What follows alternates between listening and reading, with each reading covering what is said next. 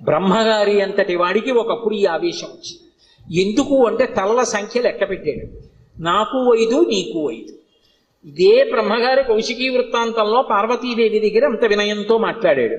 ఒకనాడు నా నొసటి నుంచి పైకొచ్చావు, నాకు పుత్రసముడివి, నా కాళ్ళు పట్టుకు నమస్కరించు, ఆశీర్వదిస్తా అన్నాడు. శంకరుడు చూశాడు, ఓహో చాలా ఉద్ధతితో ఉన్నాడు, అహంకారంతో ఉన్నాడు.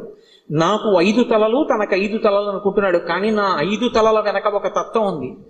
అది తూర్పుకి తిరిగి ఉన్నటువంటి తలని తత్పురుష ముఖం అంటారు, దక్షిణానికి ఉంటే అఘోర ముఖం అంటారు, పశ్చిమానికి ఉంటే సజ్జోజాతం అంటారు, ఉత్తరానికి ఉంటే వామదేవం అంటారు, పైకుంటే ఈశానం అంటారు.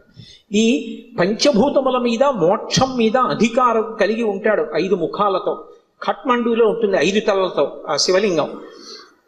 నాతో సమానుడు అనుకుంటున్నాడు ఈ బ్రహ్మగారు.